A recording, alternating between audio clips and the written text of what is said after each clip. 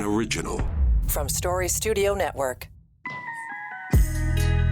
Welcome to The Fatigue Fixer, the podcast where we get real about why you're so tired and what you can do about it. Every 2 weeks, we'll gather here for honest, heart-to-heart conversations about reclaiming your energy, your patience, and feeling truly at home in your body. I'm Dr. Sarah Vadeboncœur, a naturopathic doctor, Menopause Society certified practitioner, Enneagram 3 entrepreneur with enough business ideas to last me 10 lifetimes, and a hockey and baseball mom. Over the past 15 years, I've helped thousands of women just like you cut through the confusion and finally feel like themselves again. And now, I want to hear from you too. Use the link in the show notes below to leave me a voicemail, to share your story, give feedback on an episode, ask a question, or tell me what's been exhausting you. And your voice might even make it onto the show. Together, we'll get to the root of what's really draining your energy and give you the tools, clarity, and encouragement you need to fix your fatigue. I hope you enjoy today's episode.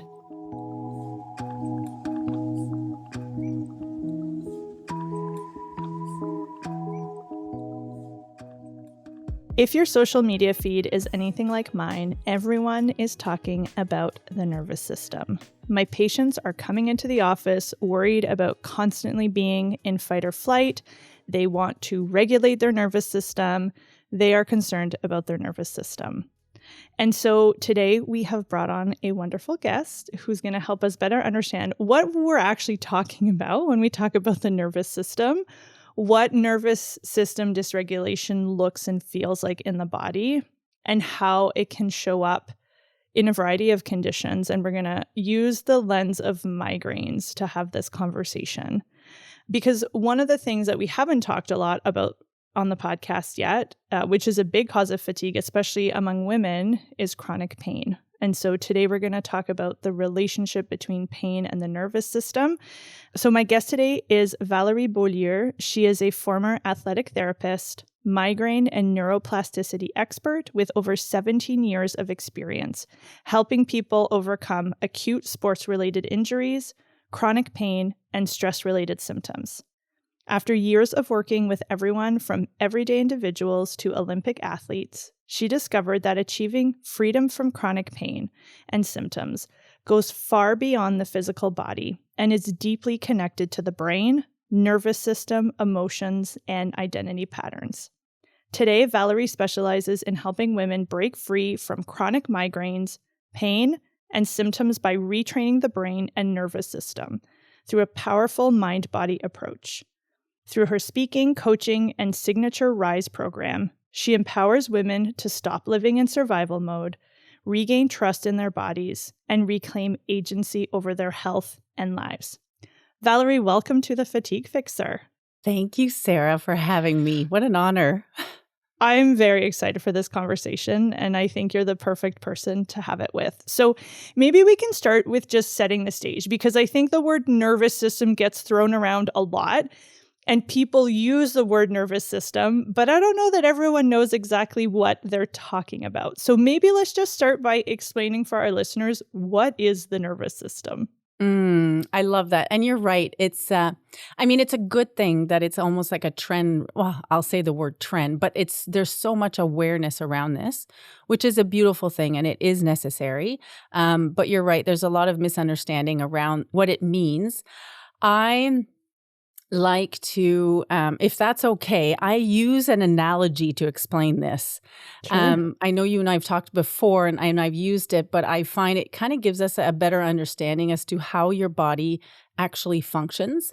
So I see the nervous system as really the system that completely is in charge of your body.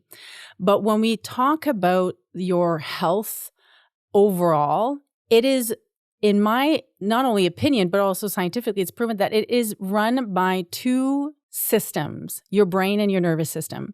And the brain is kind of like the CEO of a company. So I like to look at the body as your company. It's your baby. And your brain is what he or she is in charge of the culture of the company, of the mindset of the company, on how things are going to operate, of the success of the company, and so on. And the nervous system is like the COO of the company. So it's really the chief of operations. It gets direction from your brain through your thoughts, your beliefs, your assumptions, your expectations, and it will take on the directions. And through your emotions, it will then manage your whole body. So all of the systems in your body, like the musculoskeletal system, the immune system, the hormonal system, we have, I believe 13 or 14.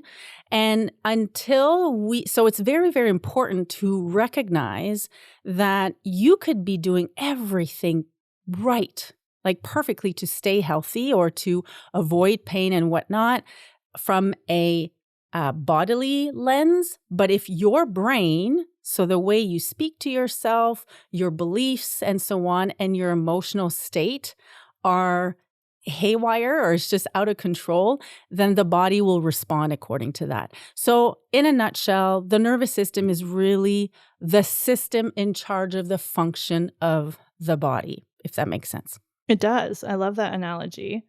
So all I keep thinking is like, what determines what kind of CEO you have? Because seems like that's a real important position. And I think we all have very different types of CEOs. So what are some of the factors that would influence, I guess, the decision making or how the brain is like setting the tone or the culture, like you said? Yeah, I love that question. So the first thing that comes to mind that I believe most people will become aware of is the mindset, right? When we think of mindset, that it's so important and for so many reasons. But when it comes to the brain and the role of the brain, there's a couple of things that come to mind that I think would be important for anyone here to understand when it comes to, like you said, how do we determine the type of CEO that we need to have in order to create a very healthy and functional body? So there's two things we need to understand about the brain.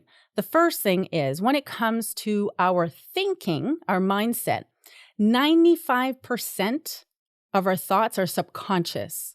Without getting into the details of it, it's just important to become aware that most people function every day on autopilot.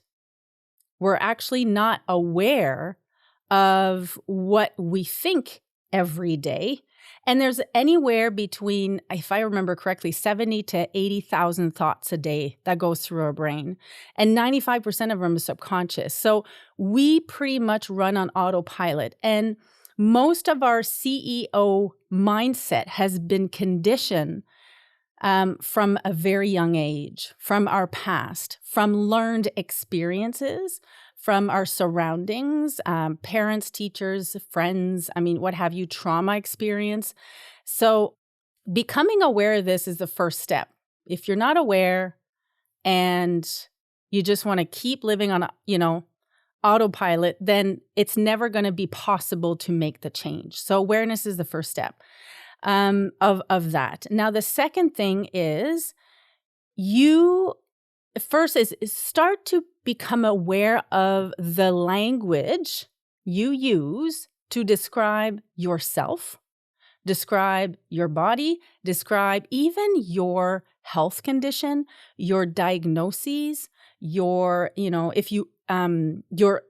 pain experience as well. Like when we say, and I'll just give you an example, when we say things like, oh my gosh, my back is killing me, that's just an example.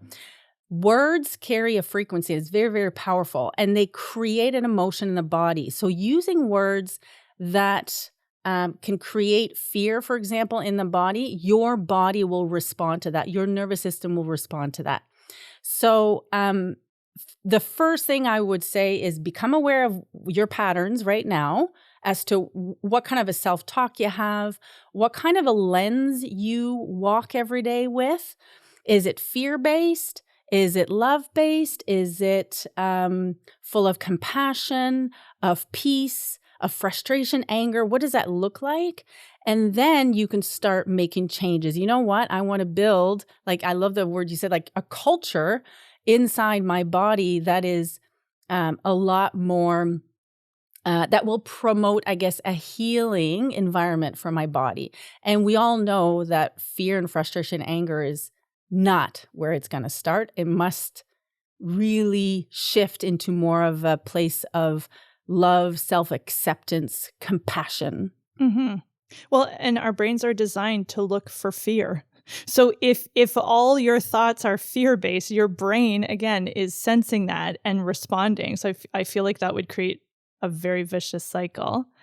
One of the things I think is important, and having done some mindset work, I think a couple of things I want to kind of layer into this conversation. One is that people often think that they are their thoughts as opposed to being an observer of our thoughts, right? And I think just even that distinction of like, you are not your thoughts. The fact that you can hear and see your thoughts means that you are removed from them and you can observe them. And I think what you said is so important. Just as a first step, can I start to observe the kinds of thoughts that are happening, the ones that I'm conscious of? Because the sad reality is that for a lot of people, and especially I would imagine people who live with chronic pain, those thoughts are not very positive. Mm-hmm. And I think sometimes when people hear mindset, they kind of boil it down to like, well, I just got to be more positive and do more affirmations. And I think we would both agree that mindset work is so much deeper than that.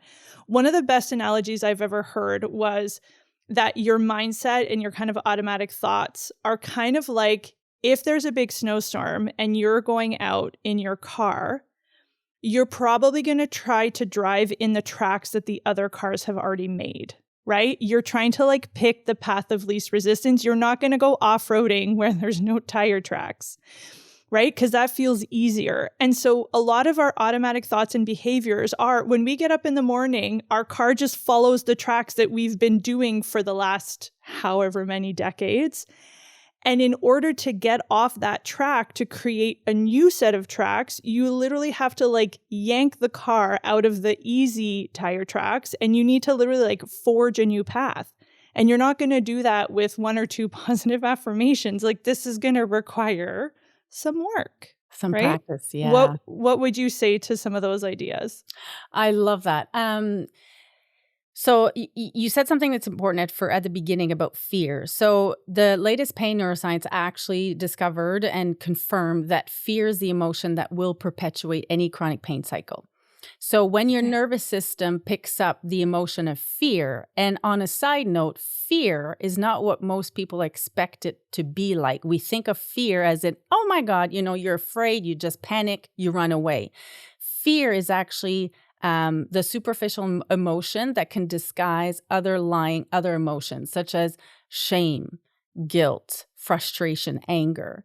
So recognizing that the brain and the nervous system, because their sole job is to literally keep you safe, so it will every single day scan your entire external environment and your internal environment, so how you feel, in order to detect if there's danger.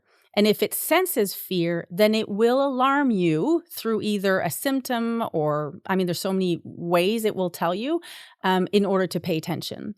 So going back to the mindset piece, and I love that you said after that, I call it toxic positivity. It has nothing to do with, oh, okay, fine.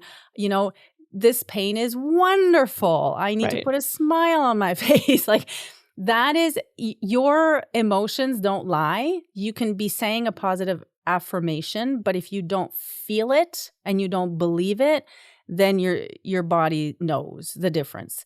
So that is the first thing is to recognize that.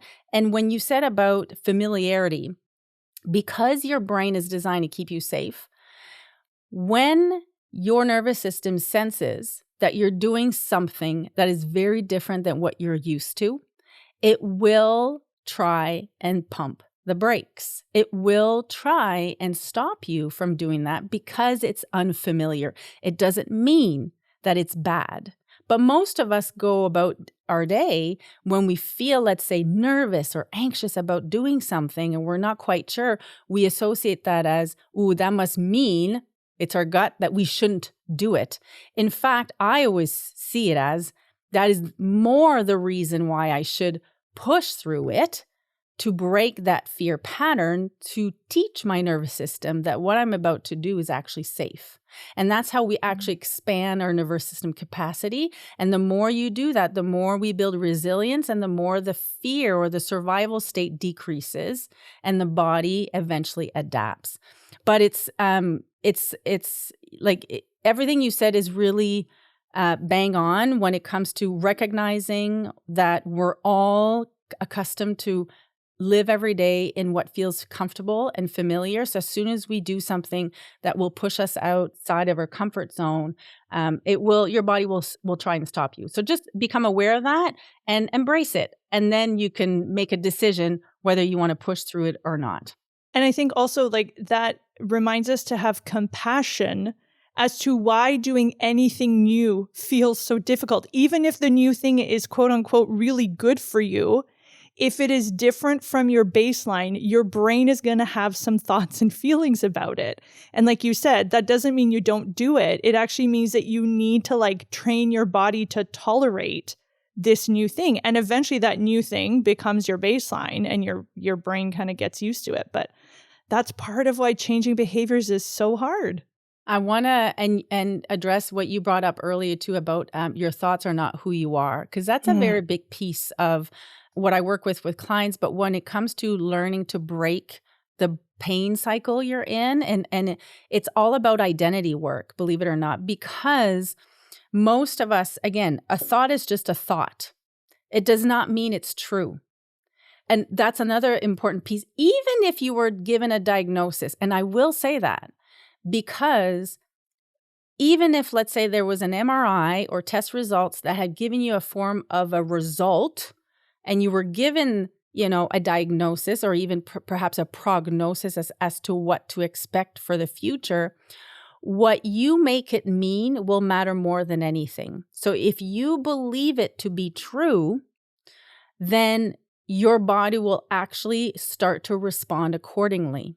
So this is where you have the choice to take agency over this. And it's not to ignore or to become, what's the word I'm to looking be in denial. Yeah, exactly. Yeah. That's not what we're talking about. It's more about you get to have a choice as to how you want to feel through this experience.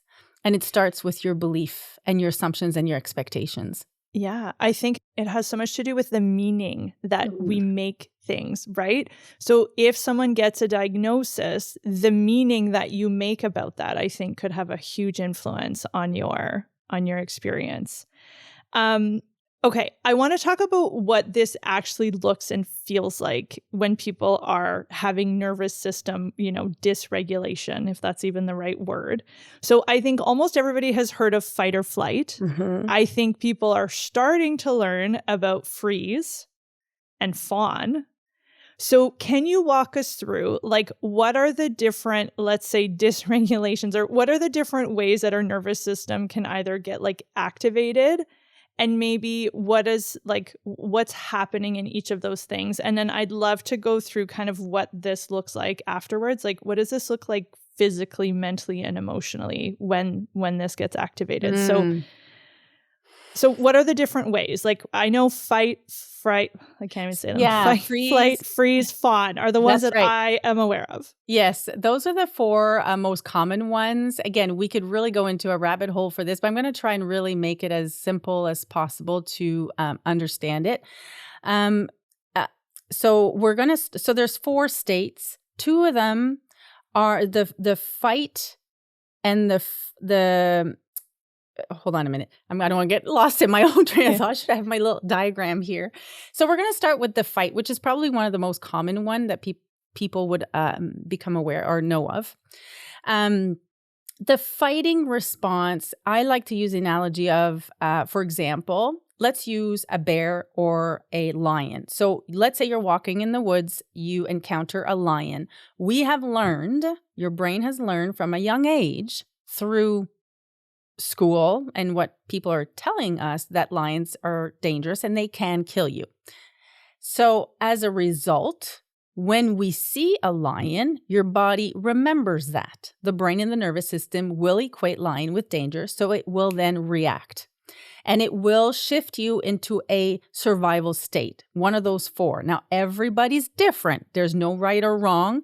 Some people will fall into the fight state. And that is where you run as fast as you can. Like, or you're, sorry, I'm going to say, that would be more the flight. That is really, the fight is you're ready to fight the bear. You're just like, your adrenaline is pumping in and you're just ready to fight. You can have the flight where you are running away.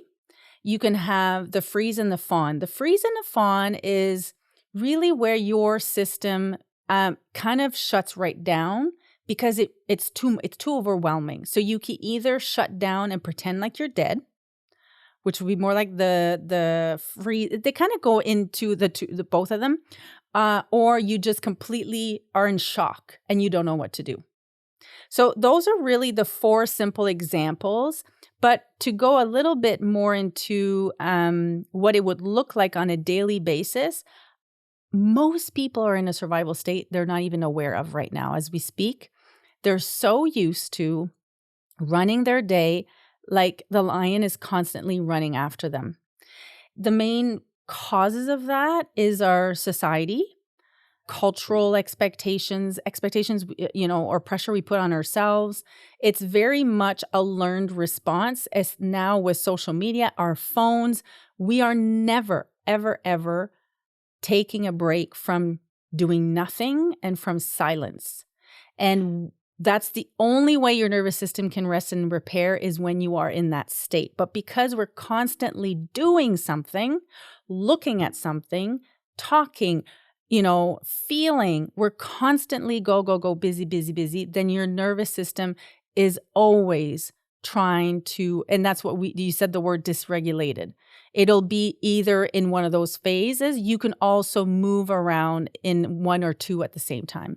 I was just going to say, I feel like even though that is true, the number of women that sit in my office and tell me they're not stressed is laughable. And I'm like, we just spent an hour of you telling me your laundry list of concerns. Like your body is crying for help, but you feel like it's not that bad because mentally, I don't know if you're just used to that level of stress or society has just normalized how stressed we are. But do you see that too, where like a woman mentally is convinced she's fine and her body is literally screaming, like, I'm not okay, actually? 100%. And the two reasons you gave are actually the two common ones. So I'm going to give you an example. For me, this I know a lot of women will relate to. What science have discovered as well when it comes to chronic pain or migraines, which was my case for me, is there are personality traits that we develop as coping mechanisms from your early childhood that your nervous system has developed to keep you safe based on whatever you're experiencing. And the top two that are very common are people pleasing and perfectionism. And those are the two traits for me that I recognize I had very strongly. And that was keeping me in survival mode. And I was not aware of it. So, for example, people pleasing is a coping mechanism we develop because we fear a couple of things. We fear other people's reactions. So we rather just smooth things out and agree with them so we don't, kind of rock the boat.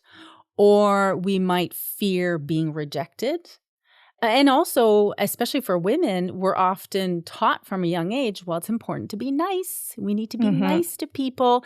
Yep. You don't want to hurt people's feelings. And when we're taught that, there's an underlying tone of just agree with what they're saying without expressing your own truth. And over time, what that does is it suppresses emotions. So these personality traits inadvertently will suppress your emotions. And when your emotions get stuck in the body, it puts your nervous system in a survival mode. That's how it happens. Whereas perfectionism, that is, again, a learned response from a young age. Either you were told that things were not good enough. It comes from like a not enough, right? Not enoughness. Yeah. Either I'm not enough or what I'm doing is not enough, a lack of worthiness. And these feelings over time, when they get suppressed, your body will get into a survival mode. Yeah, all I can think about is how, and correct me if I'm wrong, like people pleasing, I think, is a very common form of fawning, Mm-hmm. right? There's Mm-hmm. something super stressful going on. And the way that I'm going to cope is I'm going to make sure that everyone else is happy. I'm going to ignore my own needs. And I'm just going to, smooth everything over so that there are no feathers ruffled, because that feels safer to me than saying something. And all I think about is obviously the whole nervous system's goal, like you said, is to keep us safe. And I think as women, we sadly to this day are still often in unsafe situations. And I think of how many of us have been in rooms or in situations that were unsafe and probably had to go into fawn to literally potentially survive that environment that we were in. And so again, if that is the track that you have built over decades because it literally helped you survive, that's the track you're going to fall into in your day-to-day, even in situations maybe where your survival is not at risk. Is that a fair Oh, assumption? absolutely. Absolutely. And it's more common than we think. And, I want to also point out first, if you recognize that in yourself, any of you listening, first and foremost, there's no shame in any of this. That's so important to recognize, because often when we notice some traits, it's easy to kind of fall into the trap of, oh my gosh, like I didn't know that, or am I doing this to myself? That's not what's happening. It's just a normal physiological response of the body and the nervous system. So awareness, again, is the first step, and just becoming aware of that is key. But giving yourself compassion for it, that is simply your body, your younger self version of you has learned to protect you by coping, by developing these personality traits. So it's not a bad thing. It did what it was meant to do. It's just now in the long run, your nervous system is not meant to be in survival mode at all times. And that's where your whole body starts to dysregulate and starts to not function properly. So it's very difficult for the body to rest and repair when you're dysregulated. So becoming aware, and when it comes to people pleasing, of course, I mean, I still catch myself doing that. Like, we're not talking about We're completely human. stopping.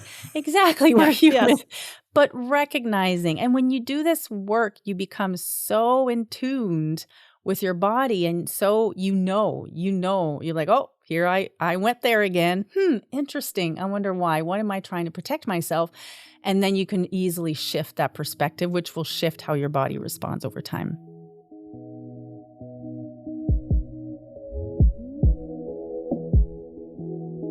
Are you tired of being told everything is normal, even though you're exhausted and don't feel like yourself? You deserve better care than that. In my one-on-one practice, I help women just like you do a deep dive to figure out what's really draining your energy. Together, we'll get answers and create a clear, personalized plan to help you start feeling like yourself again. If you live in Ontario or the Outaouais region and you're ready for the next step, visit drsarahv.ca to learn more and book your appointment today. Because being tired all the time isn't normal, and you don't have to keep pushing through it.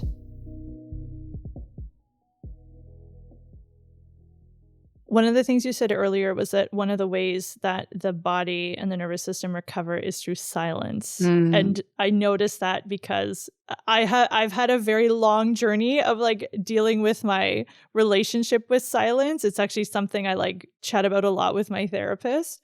But I would say a lot of us, I'm making an assumption, but a lot of us are deeply uncomfortable with silence.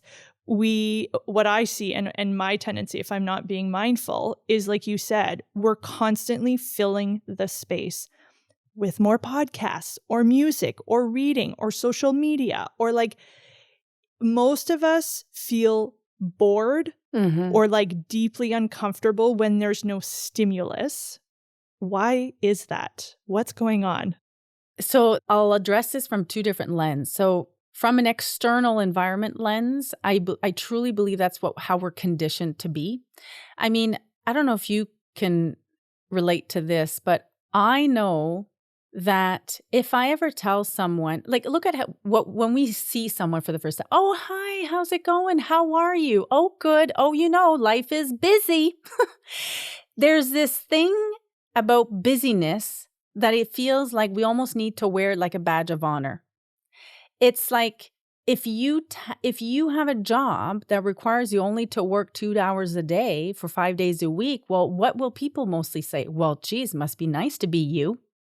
My There's such partner a literally says that to me every day because I have modeled my schedule in the most delightful way where I only see patients for a few hours a day. And he says that all the time. And it totally activates this guilt, even though I'm like, I've worked 15 years to create this schedule. And it's like my nervous system loves it. But because he's a 40-hour-a-week government worker, he's like, you're only working. And he's not saying it meanly, but I can totally relate with what you're saying. So that happens all the time. And from a young age, I mean, you look at our kids in school, we are drilled to believe. It's a belief system that we grow up with. So that's the first thing. And especially now in our society that is so busy, and we're bombarded by notifications. And I mean, if you get a text and you don't reply right away, you're almost, they judge you for that too. Like, it's just nonstop. So and then the from the other lens, I wanted to explain this from a nervous system lens, is if you recognize that, I love that you say your relationship with silence, because that's truly what it is. Yeah. When you recognize that being quiet with your own thoughts, with no distraction whatsoever, is actually very uncomfortable, that is a classic sign that your nervous system is sensing a threat. So what it's doing physiologically, it's going to increase your heart rate. It's going to perhaps give you sweaty palms. It's going to make you feel uncomfortable in your body. So you distract yourself and you get busy because it's used to that.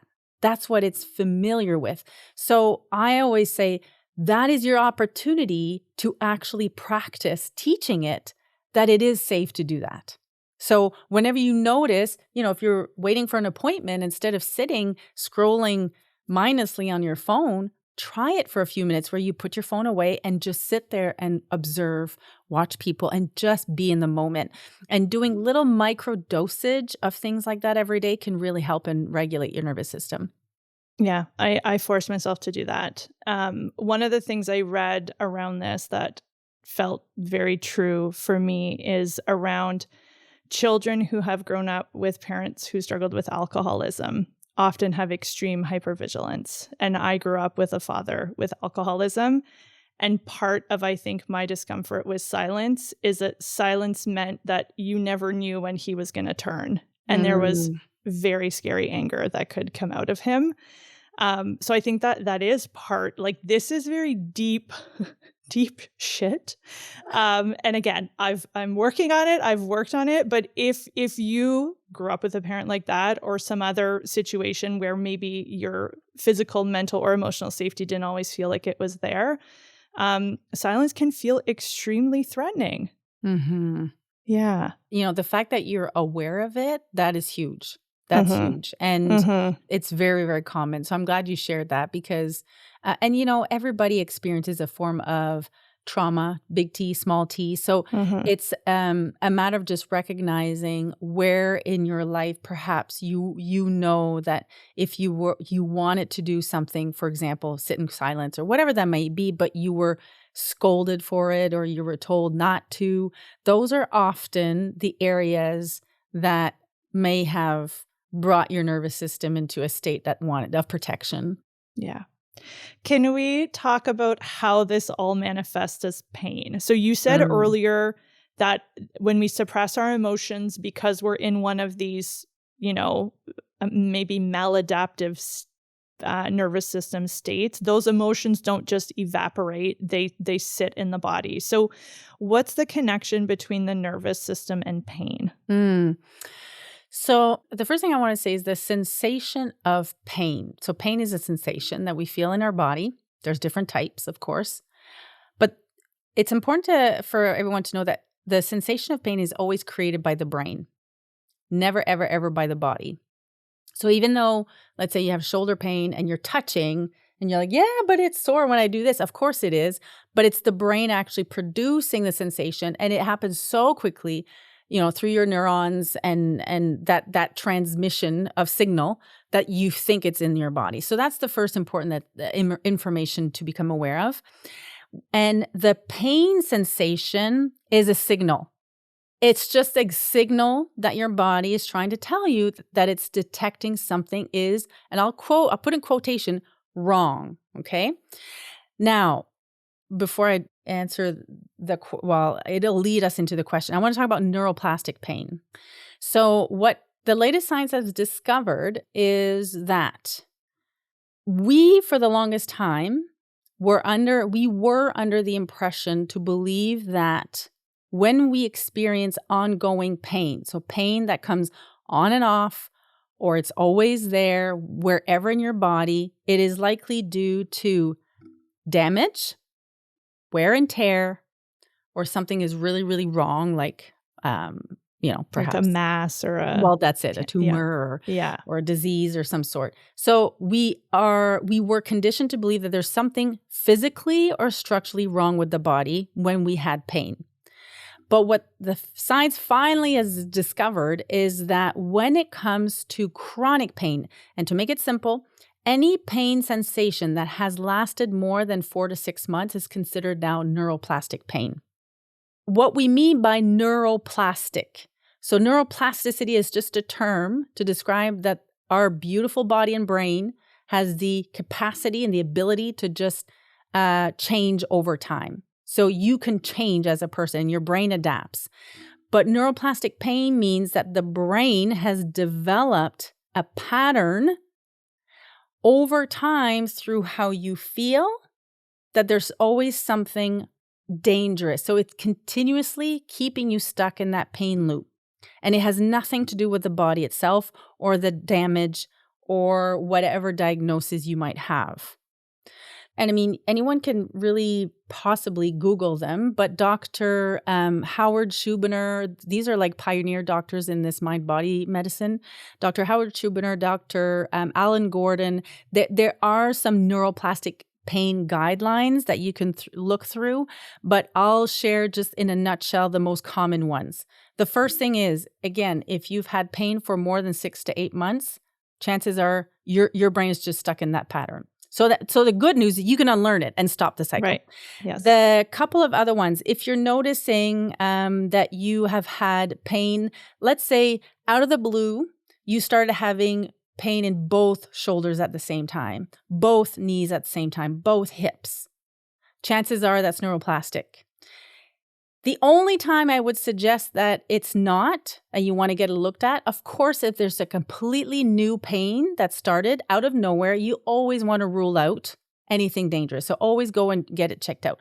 But if at some point you've had x-rays, MRIs, you've tried physio, chiro, massage, you name it, and it's getting better, but it's still there, chances are it's just your brain that is producing that pain all the time, and it has nothing to do with the body.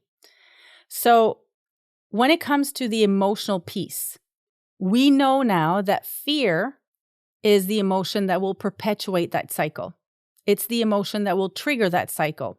So for example, if we have a car accident, especially if it's a serious one, it can be pretty traumatic. There's, of course, fear around that situation, that circumstance. And a lot of times, if we've sustained serious injuries from the car accident, and we're noticing that we're 2, 3, 4, 10 years later, and we're still experiencing pain in our neck or back, and we assume, oh, that's just a whiplash from my car accident, that is actually a clear sign that your brain has just developed a pattern. So it has nothing to do with the accident itself. It's just a pattern that is developed that you can actually retrain to stop that cycle. So if we go back to our CEO, worker analogy, would this be like the CEO is seeing something in the company and it's blowing it way out of proportion? Like it's seeing it as a probably way bigger problem than it actually is. And the CEO is shouting angry orders at all the workers to get their shit together, but there's not really a problem that's as big as maybe it looks like? Like, I is that a love fair? that. Yeah. Okay. Yes. We can Yes, keep building because on the analogy. if you think Yeah. of the situation itself, and this goes for any other situations, whether you were given a diagnosis by a doctor, notice the meaning you attach to it. So, for example, if I, you know what, I'll give you this study, and that was a perfect study to describe this. There was a study done quite a few years ago of a construction worker who was on site working, and he stepped on a construction nail, like a 3 or 4 inch long nail that went through his whole construction boot, and he saw the nail come right through like the front of his toes, and of course through our senses. So when you say initially your brain, your CEO, it's all through our senses. So either what you observe, you see, you smell, you touch, you feel. Through his eyes, and of course it's a nail. Like we all know, a nail going through something is not a good sign. Yeah. He panics stepped in for him. The panic took over, and he was like, "Oh my gosh, like this is really happening." And then pain kicked in for him. So they rushed him to the hospital, and when they removed the boot, the nail never, ever, ever pierced skin. It went through his sock and his toenails. Didn't even touch anything. Didn't damage his skin. Wow. But his pain was real. He was in full on, in pain and in panic mode. That's how powerful your body will react based on the meaning you attach to what's happening. So it always, always starts with the beliefs you have about your pain. So for example, if you were given an MRI result and that said that your spine is full of osteoarthritis and herniated disc, perhaps pinched nerve, and the professional says this is why you're in pain and expect to be in pain forever, you pretty much have to manage it, then guess what happens? If you believe that, it creates emotions in your body of fear and dread and frustration, all that stuff, because you're like, oh, I can't believe I got to live this way. And your nervous system will respond accordingly. So yes, your brain, your nervous system, they are the ones who are going to 100% dictate what kind of an experience you will have in your body when it comes to pain. Yeah. This is so interesting. And I want to make sure that anyone listening doesn't hear, because what we're not saying is it's all in your head and it's not happening, but also it is a lot in your head, which creates an opportunity to maybe address pain in a way that you haven't so far. So I'm like fascinated by this conversation, and I know that women listening, especially those who live in pain or know people living with pain, are going to get so much out of this conversation that we had today. I want to ask you one more question. Since we are on the fatigue fixer, if there was one small thing that you would encourage our listeners to do or to stop doing that would help to alleviate fatigue, specifically when we're looking at the nervous system, where would they start? Starting to become curious about what they believe the causes are. That is the first thing. If you were told that your fatigue, because that's a big one, that your fatigue can be caused by, for example, hormonal imbalance, or you could be burnout, where you're working too much, or you're doing what's happening is too much on an emotional level. There's nothing wrong with that. That it's good, but the game changer will be what you do about it after that. If you continuously choose to believe that it's out of your control, and the only way to get rid of it is to do things externally, such as changing your sleep, quitting your job, taking a break, taking HR, like whatever that may look like for your body, and you're not going to pay attention to your brain, your thoughts, your meaning, your emotions, then that could be a long road for you. Where the change could drastically happen is you start to become aware of the meaning you attach to it. And all of what we talked about, like noticing, perhaps personality traits. But the meaning is big, because if, let's say, you absolutely hate and you don't love your job and you're doing it because, you have to, just that can play a huge role in how you feel every day. And I think it's not just like, again, it's not the job or the diagnosis. It's the story that you tell yourself about the job or the diagnosis that I think is like a really important thing to explore. And I think that's a great starting point. Just pay attention to the stories you tell about yourself, because I think that reveals a lot about your beliefs and your mindset. And the story you tell yourself, even though it feels like it's so factual, do you know what I mean? Yes. So we're really attached. We're really attached to our stories. Emotionally, so attached to it that it feels so factual. Yeah. And here's a great way to ask yourself if it is factual or not. I always say, if you were to bring your problem in court and you had a judge and a whole bunch of lawyers listening to you, your problem, would you have enough evidence on paper that is neutral to agree with you? And if there's no evidence, then that's just a story. So it's a good thing, because you can actually rewrite your own story in order to completely shift the way you feel. That's how it starts. Circumstances are circumstances. Circumstances are neutral, but the meanings you have attached to them is what creates your internal state and how you feel every single day. I love that. Let's write new stories, people. That's a great way to end. Thank you, everybody, for listening. I'm going to link to Valerie's Instagram and website in the show notes. Please go out and check out her work and connect with her if you want to learn more about what it looks like to work with her. Thank you for listening, and we'll see you back here in 2 weeks.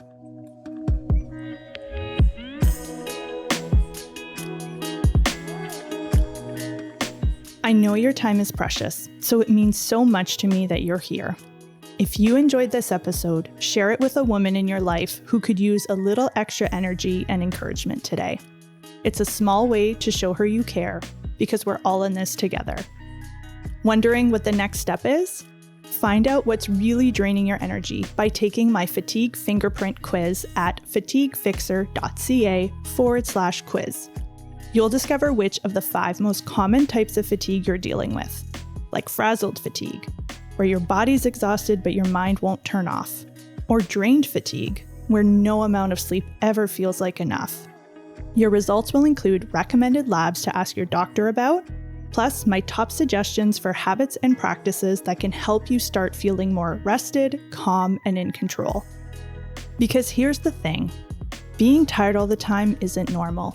And you deserve to feel like yourself again.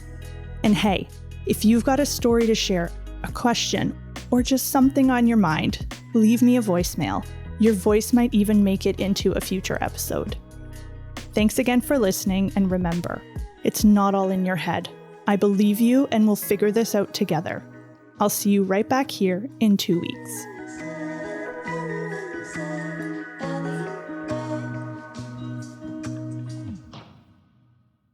This is SSN. Story Studio Network.